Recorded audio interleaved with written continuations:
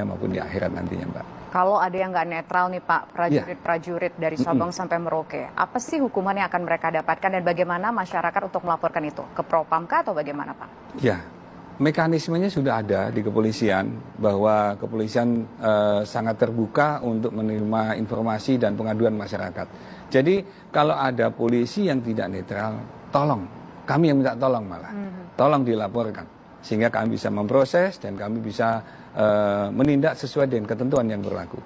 Demikian halnya apabila mekanisme yang sudah ada di kepolisian juga dijalankan juga boleh, yaitu ada pengaduan melalui yanduan, kemudian ada WhatsApp yanduan di Propam, atau mungkin ada informasi yang lainnya mau datang langsung juga boleh, yang pada prinsipnya bahwa kami sangat mengharapkan kerjasama dan kolaborasi dengan masyarakat untuk bisa memperbaiki institusi kepolisian dengan lebih baik lagi. Kalau memang baik, tolong katakan baik. Tapi kalau ada yang salah, tolong sampaikan sehingga kami juga bisa mengoreksi, kami bisa memperbaiki untuk Polri ke depan harus bisa lebih baik lagi dalam memberikan pelayanan kepada masyarakat.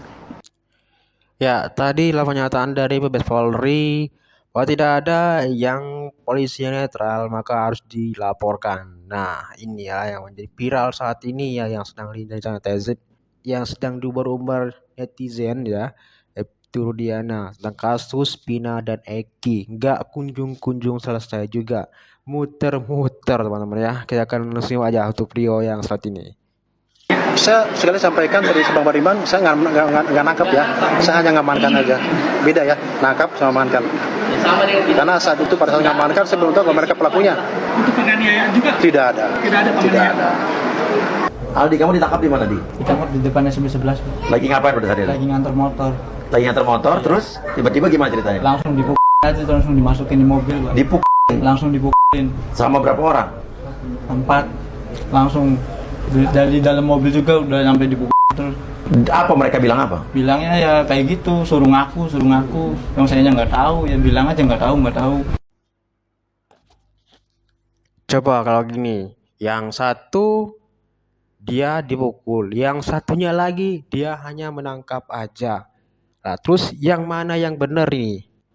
Ya, kita nggak tahu nih teman-teman ya. Semoga ini cepat selesai, cepat terungkap kasus Pina dan Eki ini. Kita akan simak untuk video yang satu ini untuk kuasa hukum Ibtu Rudiana ini. Kepada teman-teman pengacara, ayo segera istighfar. Ingat demi nama Allah mengucap 2 kalimat syahadat. Saya berharap teman-teman semuanya segera beristighfar.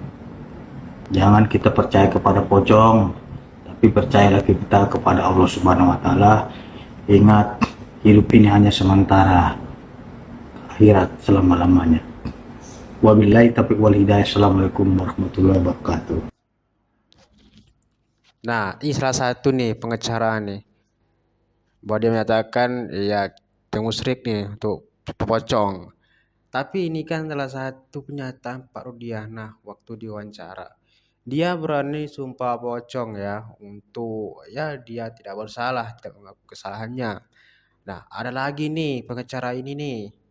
Ini kan sumpah pocong ini kan cuma ya kita sebagai warga Indonesia ya mencari hal tersebut teman-teman. Itu sumpah pocong untuk mengakui kebenaran dan kesalahannya. Nah, kalau dia nggak mau ya kita nggak tahu juga nih. Kita akan simak lagi untuk yang satu ini. Belum itu tuh jam 10 tuh, pokoknya jam 10 pas tuh Pak. Si almarhum Pina itu SMS dulu, kamu ada di mana, mau ikut main enggak? SMS begitu.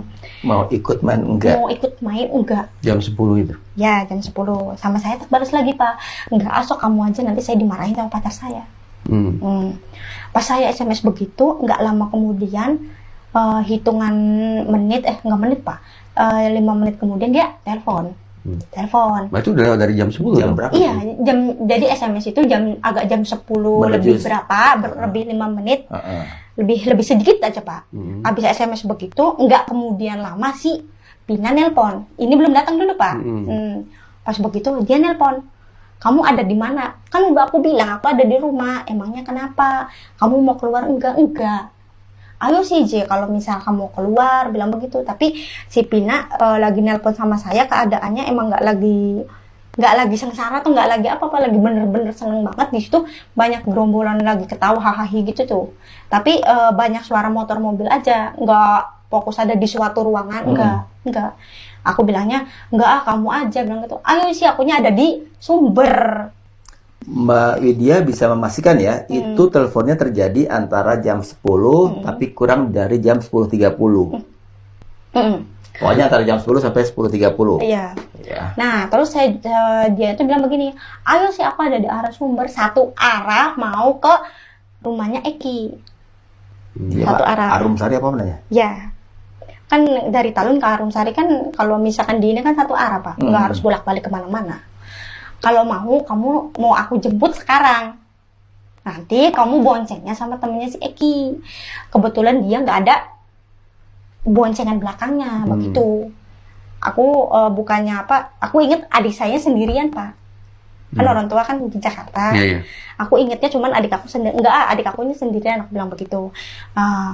Pas aku matiin, dia datang dalam hitungan detik lah, Pak. 5 atau berapa detik dia langsung datang, cukup datang dia tuh. Dia nanya sesaat, betul-betul sesaat setelah ngobrol dengan Vina lewat telepon itu berakhir, beberapa detik kemudian Mbak Mega datang. Datang, Pak, cukup datang. Dia langsung nanya begini, Vina pulang belum? Belum. Dia udah di Sumber, Meg. Lagi sama si Eki, baru aja telepon. Nah, pas begitu aku lagi cerita tuh, Pak, lagi cerita yang dia nelpon gitu. Aku lagi cerita berdua. Tiba-tiba HP aku dia nelpon sekali dulu. Nah, nelpon lagi, pakai nelpon biasa. Nah, nelpon, dia ngomong, si Mega ngomong itu si Pina nelpon. Ada apa? Bilang kayak gitu. Sama saya, udahlah Meg, biarin aja, orang saya yang nggak mau main kok. Terus menerus, akunya risih, udah biarin. Tapi kan dalam pikiran saya asumsinya nggak ada lagi kejadian aneh, Pak. Emang dia lagi bener seneng banget sama temen-temennya, sama si Ekinya juga. Nah, dia miss call tuh 3 kali. 3 kali berturut-turut. Kata si Mega, udah lah, dia kata, udah Meg, nanti dia mau ngajak aku main, aku yang nggak mau, maksa-maksa, bilang begitu, Pak. Nah, habis teleponnya itu mati, si HP saya dipinjem sama si Mega. Tuh. Lalu dipinjam. Jadi sekarang handphone Mbak Widi berpindah tangan ke Mbak Mega. Itu tuh selang beberapa menit dari dia nelpon. Kok maksudnya nggak ada telepon lagi gitu tuh. Dia mau pulang jam berapa? Kan sama aku di chat itu tuh, Dek. Udah, itu aja, Pak. Nggak ada respon apa-apa. Jadi sekali lagi handphone itu dipinjam oleh Mbak Mega ke Mbak Widi untuk kirim SMS.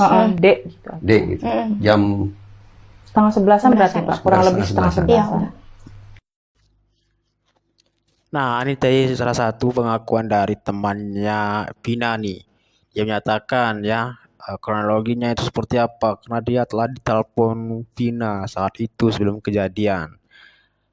Ya, ini salah satu saksi baru teman-teman ya, dua teman Vina ini yang menyatakannya bahwa kejadian yang seperti film itu sebenarnya tidak ada, teman-teman. Nah, kita tunggu aja nih untuk kelanjutan kasus Vina dan Eki ini. Semoga aja baik dia yang mengakui kesalahannya atau dia tidak bersalah. Semoga aja dia mengakui atau tidak, kita nggak tahu teman-teman ya. Tapi ya kejanggalan kita semua netizen ini ya menyatakan ya seperti itulah teman-teman. Jadi begitu saja. Assalamualaikum warahmatullahi wabarakatuh.